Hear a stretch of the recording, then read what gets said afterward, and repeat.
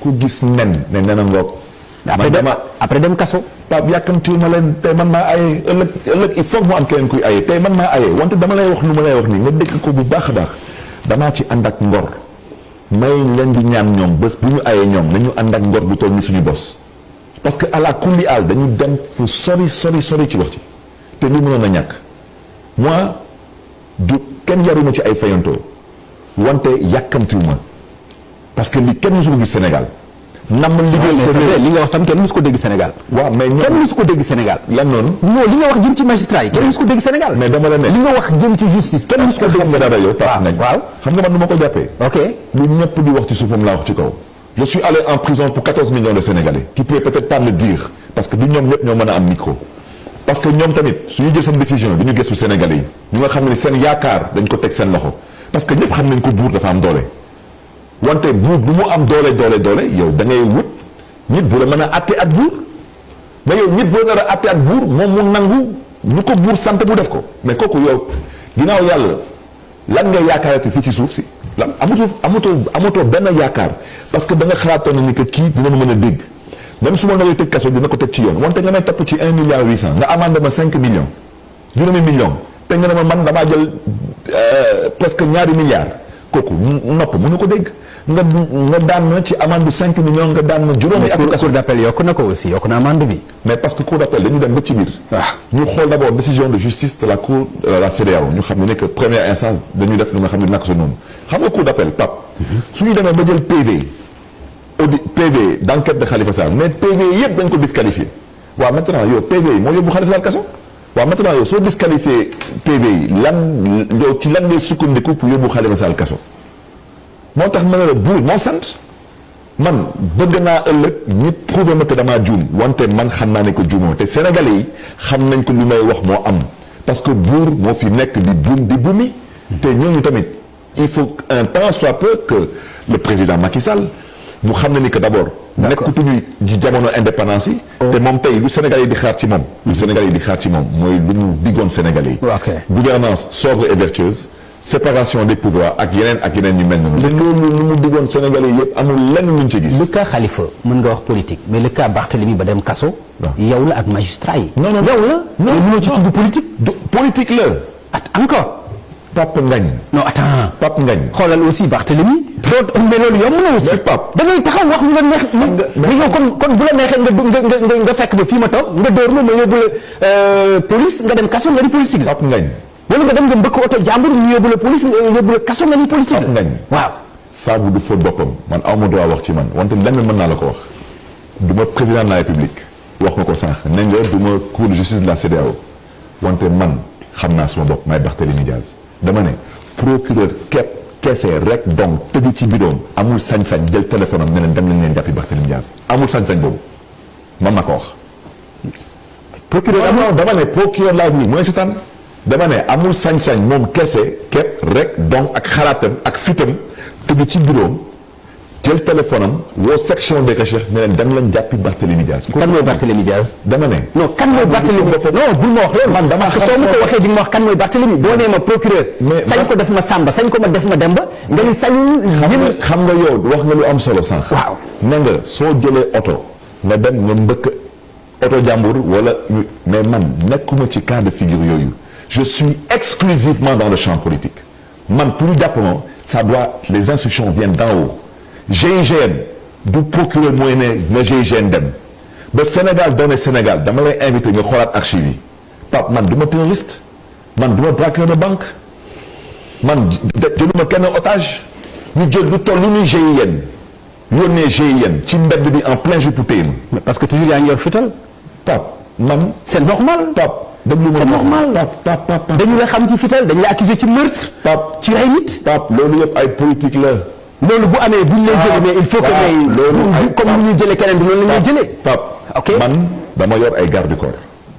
amul kenn ku ci non déglu ma xam nga policier suy ñëw dafa am carte wala amul carte gendarme day am carte wala amul carte yow même soo nekkoon tey suma garde du corps wala man ma nekk sa garde du corps di fayeeku ci yow mais man aw ma sañ-sañ gendarme ñëw génne carte wala policier ñëw génne carte ma génne fetel amul man saay bu maa génne fetel dañ maa song man mosuma song doomu aadama wante man nag du ma yaafus man du ma naafiq te du ma ragal te bakkan bi abalewu ma ko kenn lebalewu ma ko kenn te taayalewu ma ko ku ko bëgg a jël yàlla moo xam est-ce que dina am wala du am wante di nga wax lu xees pecc balaa nga koy jël parce que mayewu ma ko te man nag politique jarul lu ma yenn nii man du ma ñëw gis nit parce que bokkuñu gis-gis ma ne damay jël sa bakkan wala dama lay def lii wala na le wante yow tamit c'est pas parce que man dama lay déranger ne ne comme Barth daf may déranger man tey président Macky Sall dama koy xeex wante man mënu ma toog tey ne APR parti violence la parce que APR du ci man du ci keneen gisuma fan nañu génnee violence di ko teg ci kaw opposant man tey maa dawal su ma oto ñëw fi man kese aw ma garde corps aw ma kenn parce que xel xalaatul ma génn fii mais nit bëgg ma agressé tandis que am na lu fi nekkoon y a eu beaucoup d'épisodes les gens l'ont vécu à l'époque des sièges d'organes de presse attaqués des leaders politiques attaqués aux sorties de restaurants ak yeneen ak yeneen ak yeneen buntu mairie bi lu fa xew dama si delluwaat ñépp a ko gis man fekkeewu ma kenn. waaw buntu këram wala dans son lieu de travail. lu am na ñépp ñaaru nañ ko dem nañ tribunal lu ñu doon wax nañ ko tribunal wante lu am ba am pap man ci kaso bi dama président Macky Sall fekk bind ma liste député ñu ànd 2012 ba 2014 président Macky Sall la may setaan Ousmane Tanor Dieng mu may setaan ñu wooma ak yeneen maire PS nañu ñun dañu bëgg ngeen bàyyi Khalifa Sall ngeen def liste benn bokk yaakaar man ma bañ yeneen ñi tamit ñu bañ foofu le problème yi commencé man balaa élection locale 2014 lañ ma njëkk a woo procès loolu mooy dëgg su ma àndoon ba tey ak président Macky Sall mais Pape Ngagne kenn du ma woo tribunal moo tax ma ne la procureur man xel ma procureur mais dama la ne concernant Barthélémy Diaz c'est un dossier politique il doit avoir toute une organisation politique un feu vert politique pour dire maintenant Barth dañ koy tëj maintenant yéen da ngeen ma ëpp doole ngeen di ma jaay seen doole wante yéen da ngeen am doole man ma am yàlla moo tax man du ma salit du ma tiit du ma ragal tëj leen saa bu ngeen tëjee bés di ngeen tëjji mais bés bu ma téye caay bi tamit man tamit dinaa tëj boobaa tamit na ngeen ànd ak ndor te bañ a jooy. mais booy tëj di nga ko teg ci yoon. non dinaa ko teg ci yoon bi ñoom ni ñu ko gisee parce que ku nekk nag ak yoon bu ngay gis tey parce que moo nekk ci dëkk nekk président kilifa diine ñaan la nga bañ kilifa aada ñaan la nga lànk bañ société civile di wax ak yow nga lànk bañ ku wax nga bañ waaw suñ ci eggee tamit yow tamit bul dem ñaan njëkk fenn. parce que lii je te dis lii dafa jéggi dayoo kaso kenn du ko fooyee kuy fooy kaso mais ku xamul kaso ku xam kaso dëgg comme mu ko waxoon suma mag ki Khalifa nee na ma daal kaso daal ku la ko yéene lu mu la deseel mooy bàmmeel waaw. d'accord appel yi ñaari appel mi ngi ci sa kaw le 7 ak le 14. waaw man nag damaa xaw a bëri ay dossiers tribunal damay am ay dossiers. waaw mais du ay n'importe quel dossier aussi. parce que dossier le 14 bi mooy l'affaire Ndiaga Diouf ci la ñu dellu si waat. politique. non dama lay wax rek Pape dinañ dem tribunal parce que ay citoyens lañu Pape lépp politique la Pape bii am na ñu bokkoon ci ñun ne dañuy ànd ak président Macky Sall ci ñoom am na ñu nga xam ne il paraît que dañu gestu seen mairie mais man ku ñëw suma mairie fii suba soo ko gestoo mais gestion humaine kuy wut dara dañuy gis dara mais di nga ñëw ne ma baax jëm nañ la fi juróomi bik mais fi ñetti bik lañ fi fekk. ana yeneen ñaar yi ne la ñaari ñu ngi ci oto bi nga ne ma déet man mënu woon a may nga dem ci oto bi pour jël biki dama lay bind Pape su ma waxoon suba ma def conférence de presse mairie ma ne leen man damay ànd ak président Macky Sall la ko yor président Macky Sall laa gëm wax ji jeex tàkk kenn du ma fi woo ay le 14 novembre kenn amul fi benn juge bu fi am sañ-sañ woo ma le 14 novembre maa su ma baat ci kaw nag damaa àndul ak président Macky Sall maa lànk maa bañ Khalifa Sall laay àndal mooy su ma gëm-gëm su ma amee ma jàpp ci yàlla su ma ñàkkee ma jàpp ci yàlla su ma ñoree dem kaso tamit ñu may fekk ci kaso yi man tanewu ma leen. ok Khalifa Sall ngay àndal mais ci naka ngay àndee ak moom mi ngi ci kaso bi yaa ngi wax candidature am yaa ngi wax 65% da koy gagné Dakar c'est-à-dire loolu fan nga ko teg aussi ci koo xam ne mi ngi ci kaso bi mi ngi def ñi ngi dem ci pourvoi en cassation mën na jël condamnation mën na bañ a nekk candidat est-ce que yaa ngi ci lu wóor. ñu ngi ci lu wóor parce que fu mu nekk nii dañ ci sori sax ñu ngi liggéey tey ci benn premier draft programme politique bu nga xam ne ni après dañ koy soumettre ci ay forum maanaam sénégalais ku nekk joxe xalaatam balaa ñu koy tënk mu nekk le vrai programme.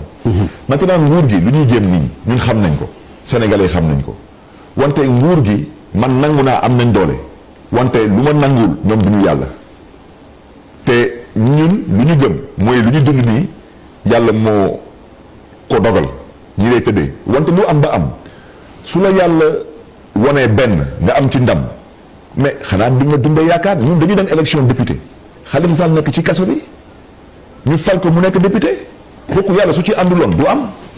kon li tax ñun tey nguur bi bët ñu gëmloo ni que Khalifa du ci bokk ñoom su desoon ci ñoom kese Khalifa du bokk ci élection député yi.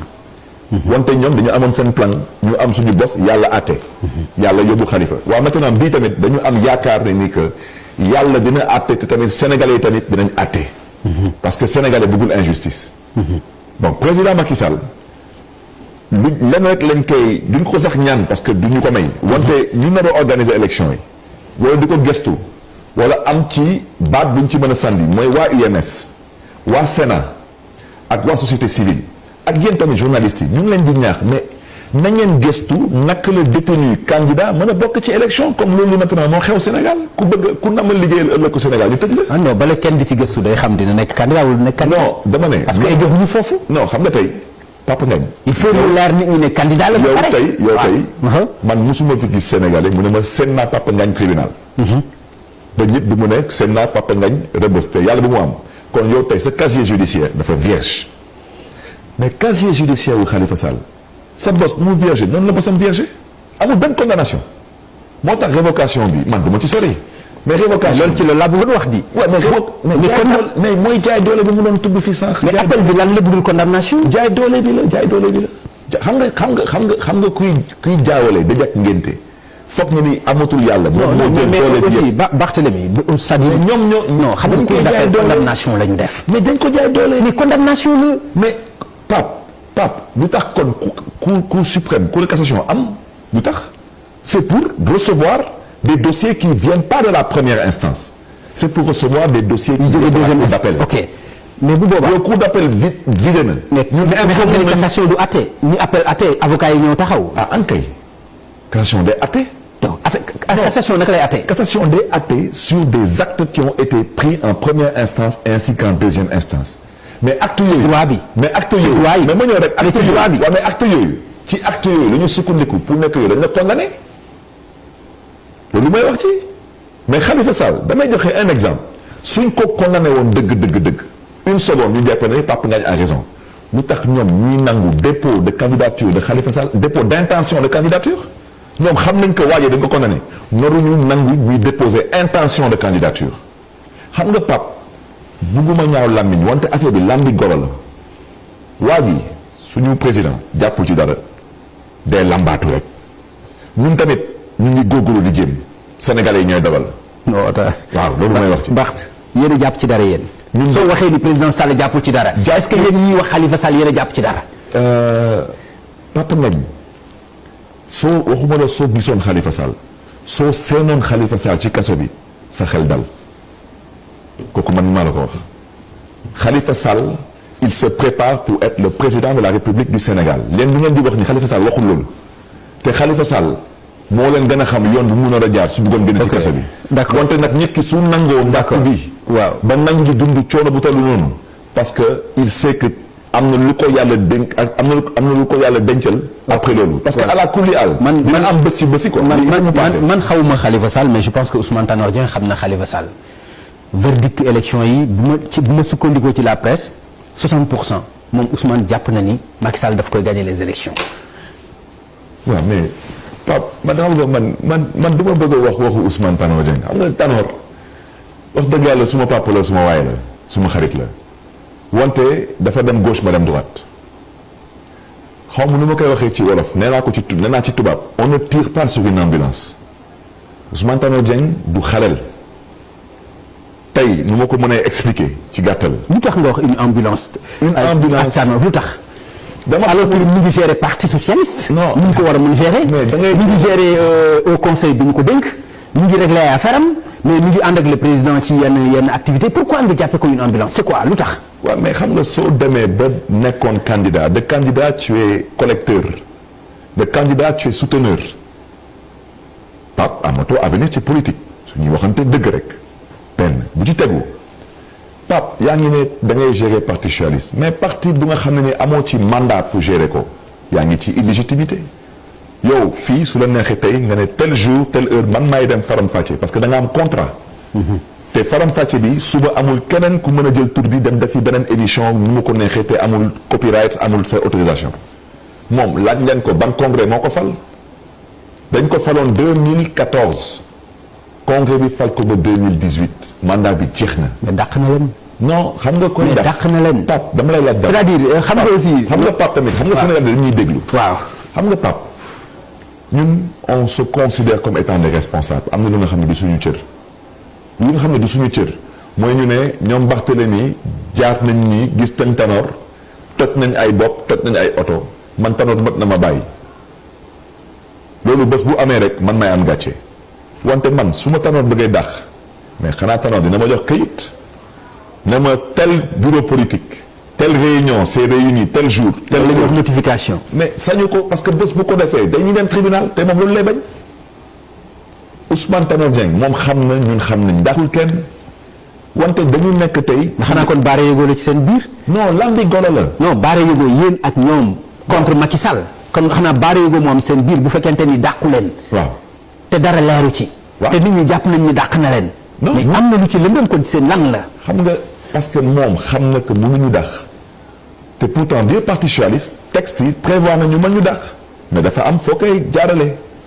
tey Tanor su ñu doon woo kan moo ñuy déglu ñun ñu ñëw maison du parti socialiste département de Dakar ñun kañ moo ñuy déglu xanaa kon dañuy indi GIGN ñu vidé ñëpp mais kan moo ñuy posé ay questions yow Barthélémy est-ce que parti socialiste na bokk am déet lu tax nga wax lii lu tax nga def lii man dama àndoon ak Tanor na ma nous avons un projet de société pour liggéeyal Sénégal ñu dem ba ci biir Tanor na ma bon man mënatuma bëggatuma dematuma yéen tamit bu leen bëggati bu leen mënati bu leen demati kon maintenant dañuy jàppale président Macky Sall ma ne ko père mu ne ma naam doom ma ne ko demal man leneen lay dem doxi parce que man damaa jàppalewul kenn man Sénégal lay jàppale Khalifa Sall dama ànd ak moom ma am yaakaar bu bëgg a liggéeyal Sénégal wante président Macky Sall lu mu waxoon ci campagne bi su ma faloo dinaa def juróomi at dinaa def 500 000 emplois. dinaa def mais da nga ko jàppale woon président Sall. mais bu baax waaw da nga ni doo jàppale kenn da nga ko jàppale woon. mais dama ko jàppale parce que dama ko gëmoon second tour ma nekkoon ci kaso bi bind bataaxal mu am ay waa PS ñu bëri tey ñu nekk fii di ubbi seen gémmiñ ay président Macky Sall moo gën ci réew mi ñoom ñëpp dañu doon dem palais ci Abdoulaye Wade doon jël ay enveloppe ma nekk ci kaso bi ma yëg ko bind bataaxal ne képp kuy doomu socialiste na nga ànd ak fulla ak fayda respecté leen seen parole yéen ñaa leen waxoon ku jàkkaarloo ak président Abdoulaye Wade second tour moom ngeen di woteel tey yàlla dogal na ne du candidat socialiste candidat Macky Sall la moom la ñuy jàppale loolu mooy dëgg te tey su nekkoon dem à refaire je refais la même chose wante nag Abdoulaye Wade wax naa ko ci ay plateau dama koy jéggalu parce que du moroomu gaañee du seen morom moo leen gën fuuf ñii dañu bon dañu iñaan dañu soxor non dañu soxor ils sont méchants Abdoulaye Wade politicien la woon mais il était pas méchant te Abdoulaye Wade dafa amoon limite ak doomu aadama am na fu nga xam ne Abdoulaye Wade dafa egg ak yow parce que adduna moo ko jagleel quoi ñii na ma yàlla baal wax dëgg yàlla affaire bi day ñuroo leneen quoi day ñuroo leneen. non boo ma waxee ci l'affaire parti socialiste la ñuy des ba tey Ousmane Tanor Dieng dàqu leen kon ba léegi yéen ay socialiste ngeen. bien sûr nous le sommes te dañ koy revendiquer. ci naka ci ban instance ngeen mën a siéger lan ngeen mën a def ci biir parti socialiste. mais parti socialiste amatul instance. parce que congrès bu ñu faloon ñu ñëpp 2014 congrès boobu mandat bi mu joxoon jeex na mooy comme tey su ñu waxee tey président Macky Sall. élection président février 2019 mu ne non moom da koy yóbbu ba décembre wante boobaa su ko neexee mu def ko wante février ba décembre mais signature Macky Sall est-ce que dina valable banque centrale est-ce que dina valable au FMI à Washington et à la banque mondiale lu tax suñu ne falee nga nekk président bu bees ngay dem conseil constitutionnel pour jurer mais parce que lu ñu fay signer mais ça va dans ces institutions président Gbagbo bu ñu koy xeex. premier xeex bu ñu xeex pour mën a wàññi doole mooy lan dañuy changer signature bi à la banque centrale c'est ça la vérité dañuy changer la signature de la Côte d'Ivoire à la banque centrale mais parce que. lan nga bëgg a wax foofu ci parti socialiste lan nga bëgg a wax loo bëgg a wax tey yow sa mandat jeex na depuis le premier trimestre 2018 yaa ngi wax ne ni que secrétaire général du parti socialiste nga ba tey waaw su la neexee loolu sa xalaatu bopp la wante ban légitimité nga am yan ana coordination yu la fal ana département yu la fal ana région yu la fal maintenant nga téye parti bi tas yaakaaru gaañ yi. ñii nga leen di gëmloo ay poste naan leen yóbbu ay haut conseil naan leen yóbbu mais yóbbuwul kenn fenn te parti tamit parti un temps soit peu parti balaa ñuy waxu poste mais nañu wax waxu vision waxu principe waxu projet de société man loolu mooy su ma gis-gis mën naa juum mais nag su ma ko caricaturé mën na ambulance on tire pas sur une ambulance suy pimpon di dem mais fu mu jëm mais kenn du ko xëccoo ak chauffeur ambulance bi. parce que wala mi ngi dem ci armel wala mi ngi dem ci hôpital wala mi ngi dem ci accident mais kooku amul kenn ku fa bëgg a dem c'est-à-dire que lu ma bëggee wax ni te yéenewuma Ousmane Tanor Dieng ay armel ak yooyu non mais dama koy caricaturer ça veut dire que l'ambulance elle ne part surtout pas à un baptême. voilà te ñun wax dëgg yàlla ay xale yu ndaw lañu dañu am yaakaar que ëllëgu Sénégal dinañ ci bokk. d'accord comme yow ne nga ko yow bëggootoo bokk ci ëllëgu Sénégal parce que gisatoo sa bopp ci ëllëgu Sénégal. soo ñu mun lay jàppale ñun lu ñu jàpp mooy da ngaa iñaane sa ndono comme ñun da ñu iñaane waaw maintenant soo ñu mun lay ñaanal boobaa ñun ñu ànd ak suñu fulla suñu fayda suñu gëm yàlla dem doxi suñu wërsëg du ñu am njël. d'accord Soham Wardini El Wardini dafa remplacer Khalifa Sall ci mairie bi ma gis yéen ñëpp ngeen kontaan ci mais aussi man li ma ci jaaxal moom du militant parti socialiste. AFP la bokk. donc lan moo tax ngeen bëgg a tirer couverture bi yéen ñi nga xam ne da ngeen ànd ak Khalifa lan la. non d'abord Soham El Wardini kooku moo nekkoon suñu candidat parce que Khalifa Sall daf ko wóolu ñun tamit ñu wóolu ko lu tax ñu wóolu ko dañu gis taxawaayam gis tamit doxalinam. te du ñu commencé dem wala bëkki dem ba 2009 ba tey ñu ngi commencé bëgg a yàgg. te man Soham El Wardini mën naa seede ci Soham El Wardini parce que conseiller municipal le maire moo Sacré-Cœur. donc yaay la ci man xiiful marul te am na lu ko àdduna jarul te dafa gëm yàlla. Khalifa Sall musul wootee PS ville de Dakar moom benn parti politique la mos a wootee ville de Dakar mooy la ville de Dakar moo tax sax mu amoon ñu bokkoon ci ñun ay PS doon saaga Khalifa doon ko xas ñeneen di ko saaga. parce que suñ doon jël Parcelles Assainies mais Khalifa Sall musul du ma wax musul gëstu waa PS wante musul dugg Parcelles Assainies di calculer ay PS non PS. d'accord te Moussa Sy du ma bàyyi ma wax lu ma neex Moussa Sy li mu jot a am ci Khalifa Sall ci ay pavage ci ay projet ak yépp am na ay maire socialiste yu bëri musuñu ko am ci Khalifa Sall. parce que Khalifa Sall nu mu doon xoolee Moussa Sy mooy maire u Parcelles Assainies te Parcelles Assainies c'est tant d'unité c'est une population importante donc dañu doon jàppale. d'accord Parcelles. waaw mais est-ce que yaakaaruloo ni foofu itam Khalifa mën nañu jàpp ni dafa juum parce que ku mel ni Banda Diop bu fekkee dafa bokk parti socialiste bokk ci maire wu taxawu Dakar nekk candidat est-ce que rafetul woon moom mu jàppale ko à la place de keneen mérité wu ko woon moom Banda soutien wu Khalifa pour yow.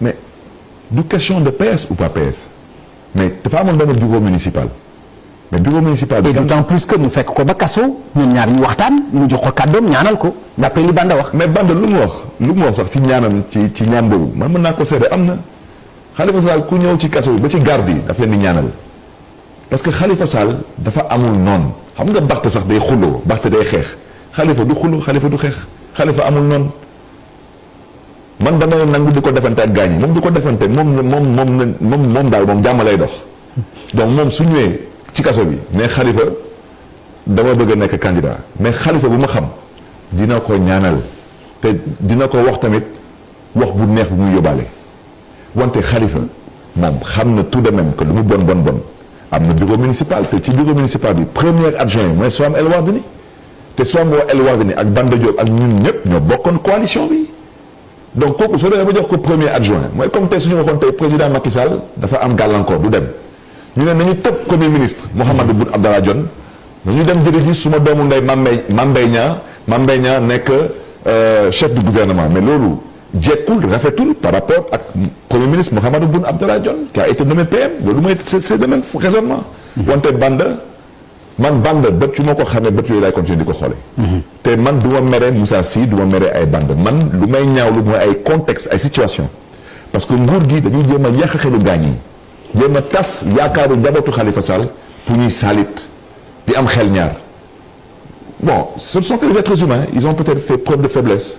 wante lu am ba am bët leen Khalifa Sall tamit doon xoolee bët yooyu lay continuer leen di xoolee. d'accord léegi Barthélémy dafa am wax boo xam ne da nga ko wax da nga jàppee ni affaire Khalifa Sall affaire politique la nga wax ma ni ma moom du xeexkat du defantekat ku calme la ku jàpp njàmburam la est-ce que loolu yaakaar nga ni mooy melokaan bi gën ci bu fekkente ni li ñu lay teg c'est politique. parce que dañuy fàttaliku Idrissa Seck ak Abdoulaye Wade bi Idrissa Seck nekkee kaso mais kenn ñëpp ñu doon gis action yi ñu doon teg. ba ni mu génne kaso ba ni mu amee non-lieu est-ce que yaakaar nga aussi Khalifa ni nga ko jàppee ci nature am ku calme la est-ce que loolu mooy li gën ci ni mu war a doxalee politique am. c'est-à-dire kenn déggu ko doowul fayiwul deful dara. dafa nar a tëdd kaso rek jàpp njàmburam.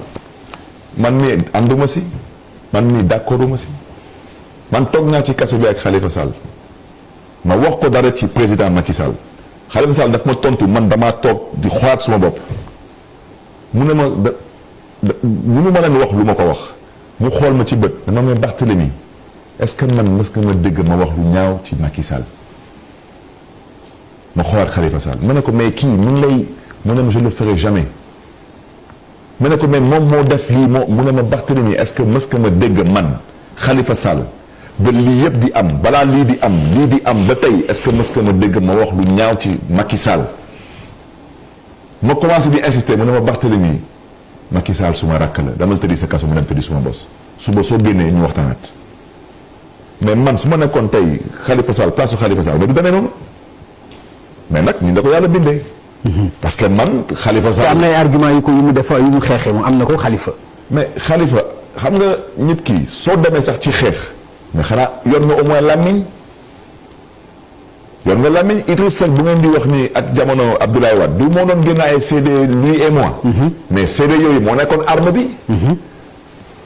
Khalifa Sall am na làmmiñ Ousmane Tanor Dieng xam na est-ce que Khalifa Sall am na làmmiñ am de.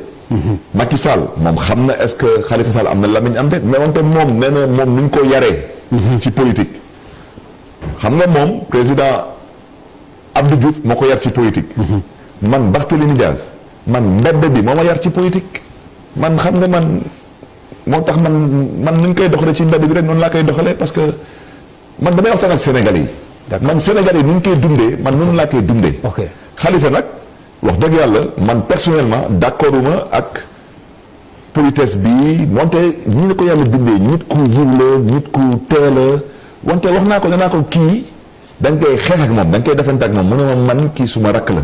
d'accord te doo ma mës a dégg ma wax lu ñaaw ci moom. waaw mais dégg naa la aussi comme wax lu ñaaw ci moom. man naay wax lu ñaaw ci moom. Barthélémy dégg naa la aussi nga ni Abdou Diouf woo na ko waxtaan ak moom ci mu jàppale ko ci deuxième tour bu ko jàppalee ci deuxième tour après mu def ko premier ministre révélation boobu est-ce que mën nga ko dëggal. non man tudduma tur dama ne kàngam bu mag a mag bi parti socialiste ma yokk ci leneen ma ne amul ku ko gën a doon kilifa biir parti socialiste ci jamono yooyu. xam nga doo wax ak langue de bois. waaw mais xam nga yow. xam nga yow doo wax ak langue de bois nee naa la non xam nga yow aussi. nee naa la xam nga nee naa la du ma tudd tur. Papa Ngagne yow mës nga ma gis man mës naa la gis mës nga ma nuyu mës naa la nuyu Papa Ngagne man mosuma gis Abdou Diouf nii man xaw ma Abdou Diouf man bu may ñëw parti socialiste 2004 laa ñëw parti socialiste man je ne connais pas le président Abdou Diouf je ne suis pas redevable du président Abdou Diouf wante am na lu ma Khalifa Sall dénk ci ay kàddu. tukkee ci moom. non Khalifa Sall dafa am lu mu àndal. su ñëwee ne ma Bart am na ay nit tànk yii lañuy dox yow lan moo ci sa xalaat ma ne ko ñooñu gëmuñu ëllëgu Sénégal ñu seen bopp la ñu gëm ma ne ko ensuite ñooñu yéenewuñu la yow mii dara parce que ñoom nekkoon nañ fii ay kilifa yu mag yoroon fi ay ndombal tànk lu tax yow naroo am ndombal tànk yooyu te yow tey lu tax tey nga am fitu dox tànk yu ngay dox parce que gëm nga ni que ñor na ba pare mët na ba pare parce que ñun dañuy sukkandiku ci ay këyit yooyu le président Macky Sall am këyit yooyu le tubaab yi am te këyit yooyu kenn ci ñun bindu ko dañuy fay xaalis ay nit ñoom ñuy liggéey këyit yooyu ñuy xool ñun fan la ñu toll est-ce que mën nañ dem am déet yow këyit bu nga xam ne ni yaa ngi koy gestu depuis ay weer yaa ngi këyit bi la laam-laame est-ce que da ngay jaar premier tour wala est-ce que da ngay dem second tour te premier tour bi ñu ngi xool bés boo jàkkaarloo ak waa ji te te Karim Meïssa Wade bokkul ci élection yi te au passage lu ñuy def Karim Meïssa Wade tamit dañ koy jaay doole su ñu waxee Karim Meïssa Wade bokkul ci élection yi yow ak waa ji premier tour ngay jaar ndax Dakar parce que Dakar yaa ngi entre 61 et 63% des voix ñu jox la ay exemple ne la Abdoulaye Wade 2007 bu muy gagné premier tour am 54% c'est parce que dafa def 57,83%. li nga wax ban sondage la ko wax les 61 62 63%. non xam nga comme les sondages sont interdits au Sénégal. non wante non c'est interdit. non c'est interdit. mais comment interdire ñëpp a ngi wax seen ay sondage ah. non président Sall sax wax na sondage am ni day gagné à 50%. waaw mais moom bu ñu ko waxee ne que c'est interdit dafa bàyyi wax jooju parce que c'est interdit te on est supposé respecter la loi wante xam nga nit ki des fois da ngay. non bu laqatu ci ginnaaw sondage bu leer tax nga naan non c'est interdit. non sondage xam nga sondage du. bari na lu interdit te dañ fay lu la neex nga ciy wax xam nga ne li ma dégg man par exemple nga wax ko ci ministre de la justice kenn mus ko dégg. lan laa wax ci ministre de la justice. le ministre de la justice li ma dégg nga wax ko ci émission bi nga def ak Ahmed Aïdara dóorkatu marto la tailleur la. waaw culture la. waaw xam nga Pape. xoolal ñetti baat yooyu nga wax ko. Pape ci ministre de la justice. dafa am lu mu def. waaw mais est-ce que li ma wax dégg nga ko bu baax. dafa am lu mu def moo tax ma tontu ko noonu man toog naa ci kaso bi ñu ne des na ñeenti fan fu ma génn gars yi tëju seen bureau taal seen climatiseur teg seen ay ataaya yu neex di jéem a xool fan la ñuy jaar ba galgal Barth man du ma Khalifa Sall day noppi man damay xoromal il faut que mu saf parce que gars yi mënuñu toog fële ne Barth nañ ko def lii nañu def lii Barth nañu taas fii Barth nañu daaj fële Barth man may noppi Barth dafa am njaboot Barth dafa am ay wóojur Barth dafa am mairie bu koy xaar yéen tëj ngeen ma kaso juróom benn weer ma tëdd ko yuuxuuma jooyuma saalituma kaso bi jeex ngeen bëgg ma nopp ci kaso bi fan ngeen ko teg. pourriture. waaw mais lu bon la. waaw yow ci ministre de la justice xam nga yow. tailleur la dóorkatu marto la. mais Pape yow luñ ma. mais yaa wax li ma la wax nii yii maa yaa ko wax. Pape maa ko wax te dama ne la woon fa woon ba woon na woon parce que dafa am luñ ma def Pape man suma yaay dañ ma dugal ci kaso bi mu toog di dundee yaakaar ñu ne ko sa doom fii ak ñetti semaine dina génn mu yeewu bés ñu koy gënal ay dossier man suma yaay dafa cardiaque ku ma ko def santal yàlla suma li télévision la sax ñu ma wax yenn yi bés bu ma jàkkaarloo ak Ismaïla Madior Fall dina xam lépp dëgg la man Ismaïla Madior Fall du ma moromam bokkuñu génération moo mag fuuf su nekkoon nit nekkoon jullit may rakkam day am yërmande ci man wante mu may jéem a noot man munu ma noot nga jégal ma nag ci kaddu yi man ku may noot. kuy jóg kooku yow moom la dama la ne man kenn du li ngay wax nii moom parce que dafa c'est-à-dire moo ëpp. xam nga c'est-à-dire moo ëpp li ngay wax nii. amul yar amul tajin.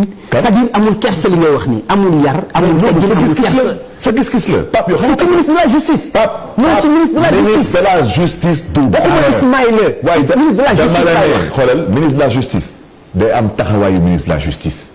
ministre de la justice du dugg ci ay waxu kasang-kasang ministre de la justice du nekk fi di dóor ay marteau ay Barth opposant dañ koy dóor marteau yow mënoo moo dóor marteau man xajuma ci yow du man ak yow man du signature moo tax ma dëgg monsieur le man ay xob moo tax may dëgg monsieur le te damaa dëgg monsieur le député xob dëgg monsieur le maire xob yow signature yaay kan ba benn da ngay bonde suma kaw man da ngeen ma tëj kaso juróom benn weer ma tëdd ko ngeen bëgg ma noot maa lànk maa bañ te moom mii ministre de la justice cër bu ma xalaat que moom mooy cëram du toog di xool nu ñuy noote ay opposants parce que UMS woon nañ ko ci wax bu am solo l'indépendance de la justice le conseil supérieur de la magistrature les avancées dans la magistrature mais pas di jéem a noot Barth booy Barth dañ ko galgal Barth lii Barth mais moom jéem na ko ay magistrat ñoo lank bañ Pape man nawu ma woon toog ci plateau bi ay magistrat ay juge ñoo toog ni lii duñ ko def parce que Barth lii dafa ñaaw mais moom moo ko doon def moo ko doon dox moom mu may seetaan il sait je suis informé. accusation yi mën nga ci jël. sommation mën nga ci jël sommation. dama ne wax xam nga ko sax. dama ne moo ko wax. moo ko def. Pape non dama ne est-ce que xam nga ni mën nga cee jël sommation. dama la ne ba Sénégal doone Sénégal ba tey amul kenn ku fi mës a appel ñu bàyyi ba mu des ñeenti fan sa appel na la jeex ñu lay woo benn bu ci tegu munoo toog nga woo ma ci appel nga bëgg ma woo yeneen 2 jours après ne ma non mais da ngay signer waat beneen papier le même jour le 26 septembre man na ko dem tribunal pour ñaari différents dossiers ma bañ signé beneen dossier bi moo tax bu ñuy woo dossier xeex bi ci buntu mairie bi ma wax garde pénitentiaire bi nañ delluwaat di bés man ne ko man du ma toog fii di ko xaar parce que je ne suis pas concerné parce que yéen mënu leen toog saa bu ñuy wootee élection ngeen ne Barth nangul bokk élection te Barth du candidat mais Barth pour bañ a bokk ci élection il faut que mu dugg kaso man élection 2012 man du ma candidat mais ils ont trouvé des voies et moyens dugal ma ci kaso bi fekkee ma élection président bi tamit di jege si ñu ne Barth tamit moo ngi fekkee élection yi. mais loolu mais Pape man loolu rek lay xeex. man Pape man ma dem élection nga gagné élection du ma rey suma bopp. du ma xaru te naa ko ci dund. wante li ma mënul nangu mooy yow nga ne da ngay candidat man du ma candidat. man loolu laa gëm na ni que dafa méngoowul ak démocratie. donc le 7 di nga dem appel le 14 di nga dem appel. dinaa dem appel bu ci ne mën nga ci dellu kaso. le 7 mën nga ci dellu kaso. le 14 mën nga ci dellu kaso. Pape dundu ma ko sax Pape dama ko dundul sax man xam nga ma dund nii candidature mais candidature ci kaso bi tamit bëgg naa mais candidature may ñaax tamit waa UMS waa société civile. ak gars yi ñoom waa Sénat nañu xool ñun lan la ñu mën a def ba bokk ñun ci élection même ci kaso bi ñun bëgg nañu. voilà Barthélémy maa ngi doon déglu sa feebar ci kaso bi ba sa papa wax ci rajo yi ak yooyu lan moo ci amoon feebar bi. mais Pape amuloon benn feebar Pape kaso bi. non dégg naa aussi sa papa wax ci que sama doom dafa feebar. et tout dañ ko war a non loolu am na aussi wax ma lan moo ci am. ba tey paa bi dama ko ciy tooñ man suma pap mosul ñëw kaso seet si ma suma yaay mosul ñëw kaso seet si ma parce que ñun suñu waa kër noonu lañ koy doxalee. ñun ci ñun ku dem kaso duñ la dem seeti parce que dañ jàpp ne sa place du kaso. ma dawal kaso bi ñaari weer ak lu ci teg ñuy wax Barthélémy dañ ko génnee ci liberté conditionnelle moo tax na sax ñetti weer parce que liberté conditionnelle mooy lan mooy def nga moitié wu sa peine. ma ne leen man bugguma yéen ñaan ma fi indi ngeen ne ma damay tëdd juróom benn weeru kaso man dama appel su ngeen ma wooyee ci appel bi ngeen mën ma ci bàyyi bëgg naa wante seen liberté conditionnelle bugguma ko parce que ëllëg da ngeen di toog ñu ne waaw mais yow président moo la may lii. ñu dem ba ci biir ñu doxal beneen weer wala yeneen ñaari weer ñu ne dañuy def grâce tabaski je crois grâce tabaski la woon mu am ñu nekk ci kaso bi ñëw am lu mu ma déy ne ma Barth da ngay dem ma ne man bugguma dem ñu ne da ngay dem ku nekk ci kaso ne la man bugguma ñibbi lu tax nga bëgg ko forcer mu ñibbi ku nekk ci kaso nga ne ko day génn ci kaso bi par force moom bu génn ci kaso bi lu tax nga bëgg ko forcer mu génn ci kaso bi ma bind bataaxal ñoom nag ñu dem ci suma ay waajur gëmloo ne suma waajur yi maa ngi dee ci kaso bi ndekete maa ngi ci kaso bi nekk ci suma olala sant yàlla maa ngi damyee maa ngi bolot maa ngi lido maa ngi footing dama sport ba Khalifa ne ma yow doo sport yow da ngay gaañ sa bopp maa ngi perte 30 kilos ci kaso yi maa ngi gën a dimanche dernier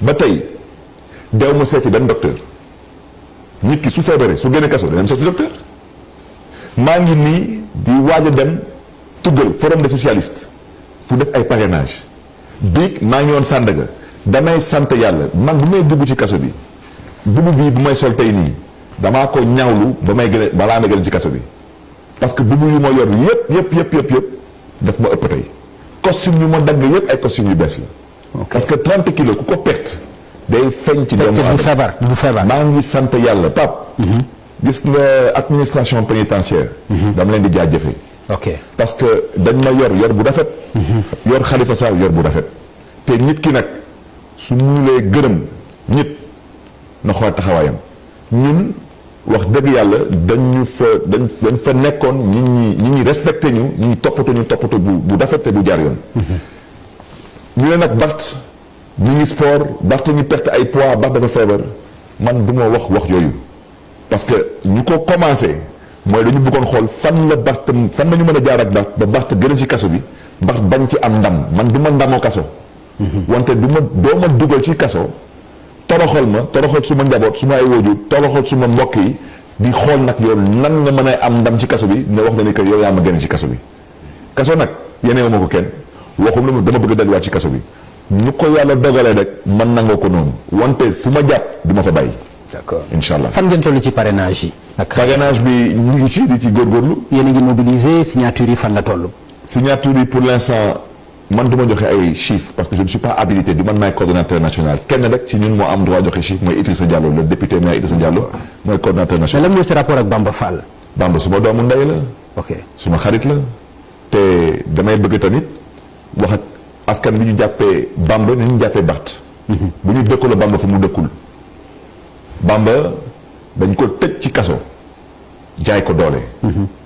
nëbb ko jant bi ku nekk nag ak nu ngay dundee kaso man kaso dama ko miin dama dem ba dama miin kaso damay xam ne ni que kaso defuma dara pour dem kaso wante dama nekk ci politique dama koy nangu. mu am peut-être ñeneen ñu nga xam ne ni ñoom musuñu xam kaso. donc ku nekk ak nu ngay dundee kaso des fois da ngay génn ci kaso bi moom laa doon wax sànq rek dañuy yàq seen xel ba ñu am xel ñaar xalifa du bokk gis que lu ñuy def xalifa dañ koy révoqué yow tamit dañ lay révoqué mais man judduwuma ci mairie te wax dëgg yàlla ànd naa ak wax boobu soo demee ba yàlla may la ndombal tànk nga nekk maire nit bëgg ko jëlaat ci yow jaay la doole santal yàlla au moins bés nekkoon nga maire. donc naroon nangu jaay sa ngor par rapport ak ay poste wala ay yu mel noonu te tey Sénégalais comprendre nañ lépp wante lu ma mën a seede ci Bamba Fall ñu ngi ak Khalifa Sall ñu ngi ànd ak Khalifa Sall. d'accord te ñooy xalaatandoo loolu laa bëggoon xam rek defandoo bagages yi. te ñun am nañ yaakaar que lu ñuy dox dina sotti incha allah am nañ ci yaakaar. voilà monsieur le maire Barthélémy Dias ma gërëm la bàyyi la nag pour 2 minutes yoo xam ne di nga ko mën a tàggoo ak askan wi bu fekkee am nga message aussi boo leen di jagleel. waaw Pape Ngagne d'abord di la gërëm di la sant ci émission bi. jërëjëf parce que opportunité la. merci. di gërëm nag tout le groupe Futur Média. parce que tamit gis seen tamit seen taxawaay.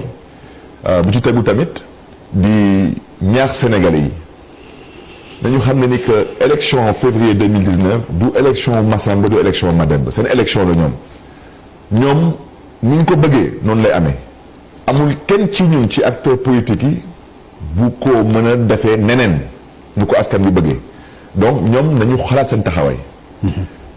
Sénégal dëkku jàmm la yàlla na fi jàmm bi continuer di sax wante lu am ba am jàmm pour mu sax ngeen xam ne dañ leen dénk réew bi tamit nañu xam ne ni que lu ñuy xaar ci ñoom mooy nañu am yërmande ci seen askan.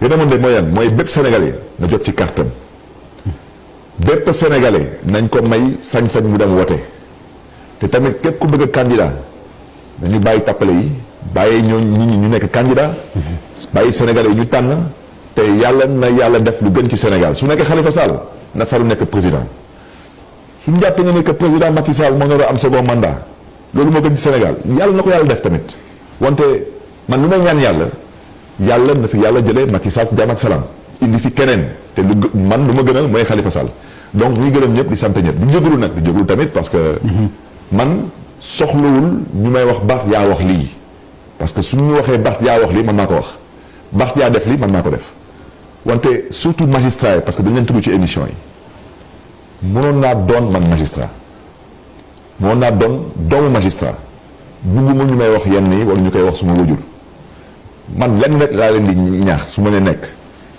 dañu xam ne que ginnaaw yàlla suñu yaakaar dañ ko teg seen loxo te yàlla bu yàlla tas yaakaar nañu def lu gën ci Sénégal parce que yàlla ko fi am di gërëm ñëpp nag di sant ñëpp di jégalu tamit ñëpp di jégal ñëpp. jërëjëf mbokk yi mu nekkoon le maire Barthélémy Dias moom itam ñu lay gërëm wax dëgg yàlla gis nañu ne sa agenda chargé na trop c'est vrai que biñ la wooyee itam c'était pas trop compliqué jombul woon yaa ngi nekkoon ci préparer voyage ak yooyu yëpp nga yombal ko télévision Futur Média loolu itam ñu ngi koy apprécier à sa juste valeur di la gërëm te vraiment loolu aussi yàgg na musul nekk jafe-jafe ci recevoir la ci plateau Faram Facce loolu ñu ngi koy leeral lu am solo la ñu ngi la ciy gërëm di la ci sant kon mbokk yi mu nekkoon seen émission Faram Facce ak télévision Futur Média di leen jox rendez-vous incha allah àllarba bële di ñëw bu ci àllande jërë ngeen jëf. c'est trop mbir mi dafa ëpp léegi. audit yi d'accord nag bu ñu ci jógee du auditer samay doom yi nga xam ne liggéey nañu gouvernement. procédure la respecté dañ ma song ma dóor ay coups de sommation. yow yaa ko ëpp droit mën nga koo rey.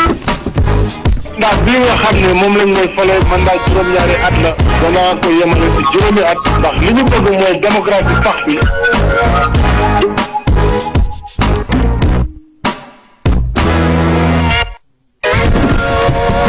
Trop c'est trop. Mbir mi dafa ëpp.